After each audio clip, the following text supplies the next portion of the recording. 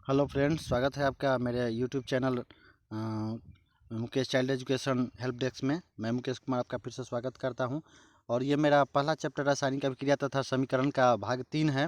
तो जो लोग इसके पहले 2 लेक्चर नहीं देखे हैं वो डिस्क्रिप्शन बॉक्स चेक कर सकते हैं और दोनों लेक्चर देख सकते हैं।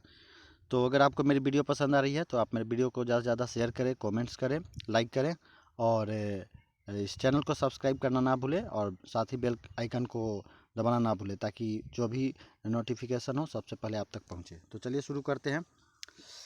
रासायनिक अभिक्रिया तथा समीकरण का भाग 3। हमने पिछला क्लास में पिछला जो लेक्चर है उसमें बात किया था कि रासायनिक अभिक्रिया के जो गुण क्या होते हैं और उसके रासायनिक समीकरण को लिखने का क्या क्या तरीका होता है। उससे कुछ क्वेश्चन भी करवाए थे। रासायनिक समीकरण को बैलेंस करने के लिए जो है शायद छूट गया है, तो उसको हम अगला वीडियो में देख लेंगे। अभी तत्काल बात करते हैं रासायनिक अभिक्रिया के प्रकार। तो यहाँ सबसे पहला जो प्रकार है संयोजन अभिक्रिया। कौन सा अभिक्रिया? संयोजन अभिक्रिया। इसको अंग्रेजी में हम बोलते हैं कॉम्बिनेशन रिएक्शन। कौन सा रिएक्शन? Combination reaction. ठीक है। तो यहाँ पे आगे चलते हैं। रासायनिक ये जो है आपका संयोजन अभिक्रिया क्या कहता है भाई? तो देखिए सिंपली अगर कोई संयोजन अभिक्रिया की बात करें तो हम बोलते हैं कि बड़ा संयोग था कि आप और हम मिल गए। किसी दो लोगों का मिलना है ना, तो संयोजन को संयोग से याद रखिए कि बड़ा संयोग था कि हम आपके यहाँ जा ही रहे थे, आप हमसे मिल गए, है ना। हमारे आपके यहाँ हम जा रहे थे, आप मिल गए। तो संयोजन संयोग, संयोजन संयोग। ठीक है। तो संयोजन अभिक्रिया क्या होता है? वैसी रासायनिक अभिक्रिया जिसमें दो या दो से अधिक पदार्थ आपस में अभिक्रिया करके केवल एक पदार्थ का निर्माण करते हैं। ठीक है। सबसे बड़ा इंपॉर्टेंट बात है बंधु यहाँ पे कि केवल एक पदार्थ, है ना। निर्माण किसका होगा? केवल एक पदार्थ का निर्माण होगा। लेकिन रासायनिक अभिक्रिया में भाग कितने लेंगे? तो दो या दो से अधिक जो है पदार्थ भाग ले सकते हैं। ठीक है। सबसे इंपॉर्टेंट चीज़ है कि इस अभिक्रिया में कि एक से अधिक जो है अभिकारक होंगे लेकिन उत्पाद केवल एक होगा। ठीक है। तो ये है कि एग्जाम्पल में लिया है हाइड्रोजन तथा ऑक्सीजन के संयोग से जल का बनना। सबसे हल्का और आसान सा एग्जाम्पल है। हाइड्रोजन का फॉर्मूला भैया H2, ऑक्सीजन का O2। और ये दोनों मिल गए, दो हो गए ना, एक से अधिक हो गए, दो दो से अधिक भी हो सकते हैं। दो मिल गए, केवल सिंगल एक पदार्थ बनाएगा ना, H2O जल बनाया। उसको बैलेंस हमने कर दिया है, यहाँ पे 2 लगा दीजिए। संतुलित करना आपको बताएंगे हम। तो अभी आप इस पर ध्यान दो कि H2 + O2 दो चीज़ मिले और बना केवल एक वाटर। तो वैसी अभिक्रिया जिसमें एक से अधिक पदार्थ जो है आपस में भाग लेवे, रिएक्ट करे, अभिक्रिया करे और केवल एक पदार्थ का निर्माण करे, तो उसको कहते हैं हम संयोजन अभिक्रिया। क्या कहते हैं? संयोजन अभिक्रिया। नेक्स्ट उसके बाद है दूसरा, इसको देखिए अपघटन अभिक्रिया, वियोजन अभिक्रिया भी कहते हैं। अपघटन या वियोजन, देखिए वियोजन माने होता है टूटना। आप हिंदी वाले बहुत अच्छे हिंदी जो है आप जानते होंगे, आपको नॉलेज इसमें बहुत अच्छा होगा। वियोजन वियोग होता है, अलगाव, है ना। तो वियोजन वियोग, वियोजन टूटना। और अपघटन का मतलब होता है अपघटित होना, टूटना, वही दोनों बात है। इस अभिक्रिया को अंग्रेजी में हम बोलते हैं डिकम्पोजिशन रिएक्शन। Decomposition reaction.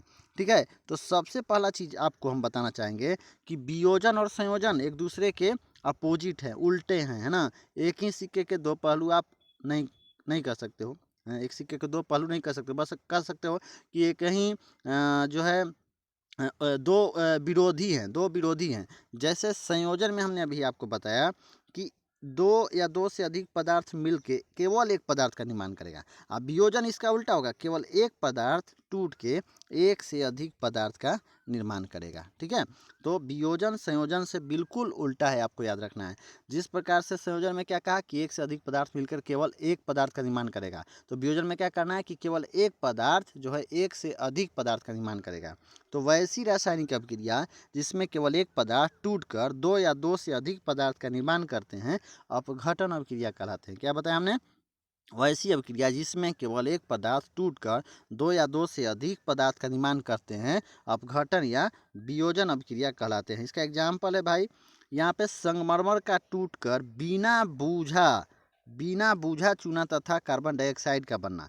संगमरमर का टूटकर, तो देखो भाई संगमरमर का फॉर्मूला होता है कैल्शियम कार्बोनेट CaCO3। अब एक ही चीज़ है, का टूटकर माने अभी टूटेगा। अब कैसे टूटेगा? तो उष्मा के प्रेजेंस में, हीट के प्रेजेंस में टूटेगा। और बिना बूझा चूना वैसा चूना होता है जो पानी में न डाला गया हो।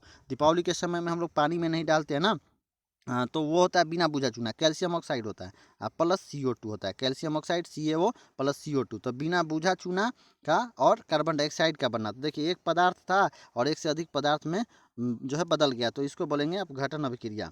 ठीक है, तो बिना बुझा चूना का मतलब कैल्शियम ऑक्साइड CaO और CO2 मतलब कार्बन डाइऑक्साइड। ये दो चीज़ बना किससे? संगमरमर से, CaCO3 से। ठीक है, यहाँ पे ध्यान दीजिएगा, क्या है ना कि जब हम टाइप कर रहे हैं तो वहाँ पे एरो का साइन का कहीं कोई मामला नहीं, हमको समझ में नहीं आ रहा कि एरो का साइन कैसे दे। तो ये जो डैश बीच में है ना, ये एरो है भाई। ठीक है, हाँ, तो ये एरो है, पहले जो है वो रिएक्टेंट है, माने अभिकारक है, और बाद में जो है उत्पाद है। अभी हम आपको बता रहे हैं, लेकिन हम बीच बीच में लिख के भी बताते हैं कि CaCO3 लिखा हुआ है, उसके बाद एरो है, फिर CaO है प्लस CO2 है, उसमें वियोजन में आया है। आगे देखते हैं। देखिए, तो वियोजन अभिक्रिया जो है वो 3 पार्ट्स में डिवाइड हुआ है सोर्स के आधार पर कि कौन कौन से सोर्स मिले हैं। जैसे देखिए, अगर हम किसी एक पदार्थ को एक से अधिक पदार्थ में तोड़ते हैं तो तोड़ने का अलग अलग जो है सोर्स होगा, स्रोत होगा। कैसे तोड़ते हैं? तो देखिए, कहीं पे हम हीट दे करके तोड़ते हैं, उष्मा दे करके, कहीं उसको सूर्य के प्रकाश में रखते हैं तब वो टूट जाता है, और कहीं विद्युत जो है जो है उसको प्रवाह देते हैं, विद्युत का प्रवाह उसमें देते हैं, करेंट सप्लाई करते हैं। तो ये तीन चीज़, उष्मा के प्रभाव से जब टूटता है तो उष्मीय वियोजन, प्रकाश, सूर्य के प्रकाश के प्रभाव से टूटता है प्रकाशीय वियोजन, और जब वो विद्युत के प्रभाव से टूटता है तो विद्युत वियोजन अभिक्रिया। तो तीनों को बड़ा अच्छा से आप समझिए। ठीक है, उष्मीय वियोजन अभिक्रिया, जब उष्मा के प्रभाव से एक पदार्थ टूटकर दो या दो से अधिक पदार्थ का निर्माण करते हैं तो उसे कहते हैं उष्मीय वियोजन अभिक्रिया। उसको क्या कहते हैं? उष्मीय वियोजन अभिक्रिया। जब कोई वियोजन ऊष्मा के प्रभाव से होता है, माना जब ऊष्मा के प्रभाव से एक पदार्थ टूटकर एक से अधिक पदार्थ का निर्माण करते हैं तो उसे कहते हैं उष्मीय वियोजन अभिक्रिया। क्या कहते हैं? उष्मीय वियोजन अभिक्रिया। ठीक है, तो कैसे पता चलेगा कि उष्मीय वियोजन अभिक्रिया हुआ है? तो देखिए, जब भी रिएक्शन होगा ना तो उसमें एरो पर यानी तीर के निशान पे डेल्टा का साइन होगा ना तो उष्मा लिखा होगा। तो कैल्शियम कार्बोनेट, यानी ये संगमरमर है, इसका कैल्शियम कार्बोनेट जो है रासायनिक नाम है। इसको जब हम हीट देते हैं तो ये कैल्शियम ऑक्साइड बिना बुझा चूना में और CO2 कार्बन डाइऑक्साइड गैस में टूट जाता है। तो किसके कारण टूटा? हीट के कारण। किसके कारण टूटा? हीट के कारण। तो ये हो गया उष्मीय वियोजन अभिक्रिया का एग्जाम्पल। अब आगे देखिए, अब दूसरा है प्रकाशीय वियोजन अभिक्रिया। तो देखिए, जब सूर्य के प्रकाश में हम किसी कंपाउंड्स को, किसी यौगिक को रख देते हैं तो सूर्य के प्रकाश के ऊर्जा के कारण वो यौगिक क्या होता है? वियोजित हो जाता है, टूट जाता है, और अपने अवयवों में, अवयव क्या होता है? तो जिससे वो बना है, जैसे शरबत का अवयव क्या है भाई? अगर हम चीनी पानी मिला के शरबत बनाते हैं तो शरबत का अवयव क्या हो गया? चीनी और पानी। तो मान लीजिए कोई कंपाउंड है, जैसे हमने एग्जाम्पल लिया CaCO3 का, तो ये बना किससे होगा? कैल्शियम CaO, कैल्शियम ऑक्साइड से, और CO2 से। इसलिए जब भी टूटेगा तो अपने अवयव में ही टूटेगा, CaO और CO2 में। तो जब प्रकाशीय वियोजन अभिक्रिया होता है तो उसमें जब किसी पदार्थ को हम सूर्य के प्रकाश में छोड़ देते हैं ना तो वो टूट करके अपने अवयव में परिवर्तित हो जाता है। इसको डिफाइन कैसे करेंगे? वह अभिक्रिया जिसमें सूर्य के प्रकाश से एक पदार्थ टूटकर दो या दो से अधिक पदार्थ में टूट जाता है ना। दो या दो से अधिक पदार्थों में टूट नहीं जाता है, बंट जाता है कह सकते हैं, ये टाइप गलत हो गया। दो या दो से अधिक पदार्थों का निर्माण करता है कह सकते हैं ना। तो ये पदार्थों में टूट नहीं जाता, पदार्थों में पदार्थ का निर्माण होता है कह सकते हैं ना, या पदार्थ बन जाता है, तो ये कह सकते हैं। तो जैसे देखिए AgCl है ना, ये है सिल्वर क्लोराइड, AgCl। इसको जब हम सूर्य की रोशनी में रखेंगे ना, यहाँ पे सनलाइट होगा, ठीक है, तो ये टूट जाएगा सिल्वर Ag और प्लस Cl2 गैस में, Ag और Cl2 गैस में। ठीक है, आपको हम एक चीज़ यहाँ पे बता दें कि ये जो AgCl है या AgBr है, AgCl है या AgBr है, ये दोनों के दोनों जो हैं क्या होते हैं? तो ये फोटोक्रोमिक चश्मा जो होता है ना आपका, जो सूरज की खतरनाक रोशनी से बचाती है गर्मी के दिनों में, जिसको हम गोगल्स बोलते हैं, बाइक चलाने वाले उसको पहनते हैं। तो उस गोगल्स के चश्मे के इंटरनल जो पार्ट्स होते हैं, आंतरिक जो भाग होते हैं, उस पर AgCl AgBr का लेप लगा होता है। वो क्या करता है? तो वो लाइट सेंसिटिव होता है। जब उस पर लाइट पड़ता है तो वो AgCl सूर्य से आने वाली ऊर्जा को ग्रहण कर करके और अपने आप को क्या करता है? तोड़ देता है। कैसे तोड़ता है? तो ये AgCl है, ये चश्मा है, चश्मा के अंदर में ये सूरज का रोशनी आया, यहाँ पे लाइट आया तो ये टूट गया, और Ag में और Cl2 में अब जितना एनर्जी लेकर के आया था आँख को प्रभावित करने के लिए, आँख को जलाने के लिए, तो वो ऊर्जा इसका उपयोग करके ये तो टूटने में लगा दिया, लगातार ऊर्जा आते रहता है, लगातार इसके मॉलिक्यूल टूटते जाते हैं। इसके कारण आंखों तक सूरज की प्रखर रोशनी नहीं पहुंच पाती, जिससे क्या होता है, हमारा आंख जो है ठंडक महसूस करता है। ठीक है, एक चीज़ और बताते हैं। आज से करीब 10 साल पहले जो कैमरा होता था, तो कैमरा में जो रील होते थे, कोडाक वगैरह के रील आप लोगों ने सुना होगा, है ना। तो ये जो रील होते थे, तो बोला था भैया कैमरा मत खोलो फोटो खींचते समय, क्या तो उसमें हवा लग जाएगा। लोग बोलते थे हवा नहीं लग जाएगा, उसमें कैमरा का जो रील होता था उस पर यही AGCL और AGBR का लेप लगा होता था, जो कि क्या होता है, लाइट सेंसिटिव होता है। लाइट सेंसिटिव का मतलब प्रकाश के प्रति क्या होता है, वो संवेदी होता है। प्रकाश थोड़ा सा मिलेगा ना, जैसे देखिए कोई भी कैमरा, पहले आप सुने नहीं हो कि बिना फ्लैश का फोटो खींच जाएगा। अब वाला मोबाइल नहीं है कि फ्लैश ऑफ करके फोटो खींच सकते हैं। तो पहले फ्लैश होता था, क्यों? क्योंकि जिसका फोटो खींचना है उस पर लाइट पड़े और लाइट रिटर्न आकर के फिर जो है कैमरा पर पड़े, तो वो निगेटिव जो है ना, लाइट सेंसिटिव होने के कारण AGCL जो होता था उसमें इसी तरीके का रिएक्शन होता था, जिसके कारण वो आपका जो है प्रतिबिंब बन जाता था। तो चलिए आगे की बात करते हैं। तो ये हो गया आपका क्या बोलते हैं, प्रकाशीय वियोजन अभिक्रिया। उसके बाद देखिए विद्युत वियोजन अभिक्रिया, जब विद्युत प्रवाह से एक पदार्थ को दो या दो से अधिक पदार्थ का निर्माण करते हैं। जब विद्युत प्रवाह से एक पदार्थ दो या दो से अधिक पदार्थ का निर्माण करते हैं, उसे विद्युत वियोजन अभिक्रिया कहते हैं। तो ये क्या होता है भाई, तो देखिए जब हम किसी भी पदार्थ में, है ना, कोई यौगिक में विद्युत का प्रवाह करते हैं, इलेक्ट्रिक करंट सप्लाई करते हैं, तो वो टूट करके अपने कंपोनेंट में, अपने अवयव में परिवर्तित हो जाता है। इसका सबसे सिंपल सा एग्जांपल है वाटर। जल को आप ले लीजिए एक बीकर में, प्लास्टिक के बीकर में, और उस बीकर में 2 रड बैठा दीजिए। पूरा का पूरा जो है इलेक्ट्रोलाइसिस प्रोसेस में पढ़ना है, तो इसका अगला वीडियो हम देखते हैं। अगर पॉसिबल होगा तो हम इस पर लेके आएंगे और इसका डिस्कशन किया जाएगा। तत्काल आप समझ लीजिए, ये भी काफ़ी है इतना। तो ये 2 रड होंगे, ये दोनों कार्बन के रड हो सकते हैं, या आप जो है मेटल का रड ले सकते हैं। अब इसको क्या करना है, एक को पॉजिटिव टर्मिनल ऑफ बैटरी से और दूसरे को निगेटिव टर्मिनल बैटरी से जोड़ देना है।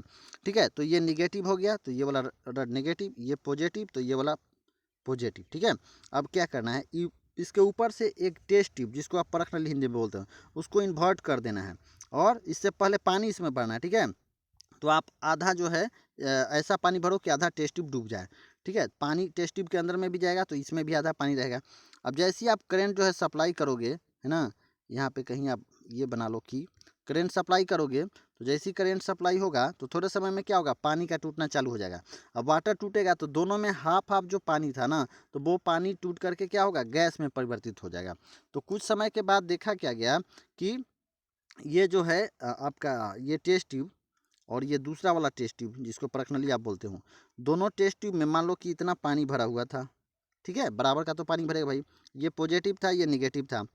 ठीक है, तो पॉजिटिव था और नेगेटिव था।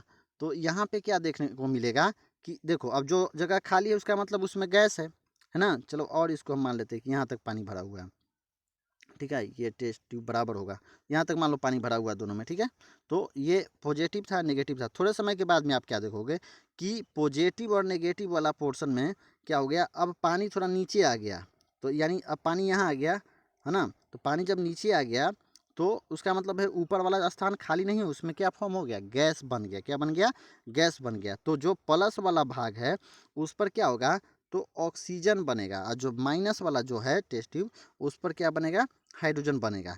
तो आप देखोगे क्या कि हाइड्रोजन वाला जो पोर्शन है, यानी जिस टेस्ट ट्यूब पर हाइड्रोजन बन रहा है, उसमें दुगना स्थान खाली है। कितना है स्थान खाली, दुगना स्थान खाली है। किसके अपेक्षा, ऑक्सीजन वाले की अपेक्षा। हमने क्या बोला कि हाइड्रोजन वाले में दुगना स्थान खाली है, मान लो इतना खाली है।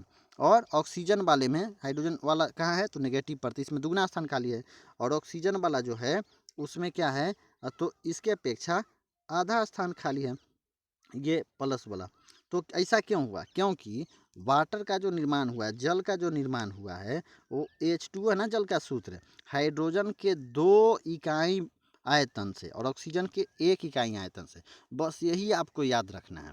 जब भी आपको इलेक्ट्रोलाइसिस पूछेगा, विद्युत वियोजन अभिक्रिया पूछेगा, तो आपको डिफाइन कर देना है, परिभाषित कर देना है, एग्जाम्पल में देना है, उदाहरण में, कि जब हम जल को, है ना, विद्युत वियोजन अभिक्रिया द्वारा तोड़ते हैं, तो हम देखते हैं कि जो धन ध्रुव जो है, धन ध्रुव से जुड़ा हुआ जो क्या बोलते हैं उसको, इलेक्ट्रोड है, तो उस पे ऑक्सीजन जमा होता है, और जो ऋण ध्रुव से जुड़ा हुआ है उस पर हाइड्रोजन जमा होता है। लेकिन हाइड्रोजन और ऑक्सीजन जिस भी ट्यूब पर जमा होते हैं, यानी हाइड्रोजन कहाँ पे जमा होते हैं, तो धन ध्रुव वाले पे, है ना, और ऑक्सीजन सॉरी हाइड्रोजन जमा होते हैं ऋण ध्रुव वाले पे और ऑक्सीजन जमा होते हैं धन ध्रुव वाले पे। तो हाइड्रोजन और ऑक्सीजन का जो रेशियो होता है वो 2:1 होता है। हाइड्रोजन ऑक्सीजन का जो आयतन का जो रेशियो होगा यानी अनुपात होगा वो 2:1 होगा। तो इससे पता क्या चलता है कि जल का निर्माण हाइड्रोजन के 2 भाग और ऑक्सीजन के 1 भाग से हुआ है। ठीक है भाई, तो इतना चीज़ हो गया। तो वीडियो ज़्यादा लंबा नहीं हम कर रहे हैं, आप इसको दोबारा से रोक करके सुन सकते हैं, समझ सकते हैं। और अंततः धन्यवाद। मैं अभी गांव में ही हूं और काफ़ी जो है मेहनत करना पड़ता है आपके इसे हिंदी वर्ड्स को टाइप करने के लिए। इसके लिए मैंने माइक्रोसॉफ्ट वर्ड में वो जो है एक बाईलिंगुअल जो है कीबोर्ड, क्या उसको बोलते हैं, कीपैड जो भी है, उसको हमने इंस्टॉल किया है और उससे फिर टाइप करता हूँ मैं। और जगह जगह पे हाइलाइट्स भी करता हूँ, कलर चेंज करता हूँ, तो 1 घंटे तकरीबन लग जाते हैं टाइप करने में। फिर उसके बाद इधर खेत में आकर के, बाहर में नेटवर्किंग नहीं होता है ना घर की तरफ, तो इधर बाहर में आके यहाँ पे रिकॉर्डिंग मुझे करना पड़ता है। तो अगर आप थोड़ा इसको शेयर करें, लाइक करें, कमेंट करें, है ना, तो हमें कुछ इनक्रेजमेंट मिलेगा। नहीं तो बुझा बुझा लगता है कि बेकार का हमने ये स्टार्ट कर दिया है अपना प्रोग्राम। हालांकि मैंने स्टार्ट इसलिए नहीं किया कि इससे हमें जो है वो बेनिफिट्स मिले, पैसा मिले या मेरा इनकम बढ़े, ऐसा कुछ नहीं है। मैं अब तक कोई भी वीडियो नहीं जो है अपलोड करता था, बनाया था। मैं सीख भी रहा हूँ और मेरी कोशिश यही रही कि उसमें हमेशा कुछ ना कुछ सुधार होते रहे। और अगर आप हमें इनक्रेज करना चाहते हैं कि इस तरीके के और वीडियो बनाऊं, तो आप ज़रूर से ज़रूर कमेंट बॉक्स में कुछ लिखें, कमेंट करें और वीडियो को शेयर करें और मेरे चैनल को सब्सक्राइब करें और बेल आइकन को दबाना ना भूलें। और अगर आपका कोई भी सुझाव है तो उसका मोस्ट वेलकम। अगर आप कहते हो सर इस तरीके का वीडियो चाहिए, ऐसा इसमें और सुधार होना चाहिए, तो उसके लिए मैं आपका आभारी रहूँगा। धन्यवाद भाई।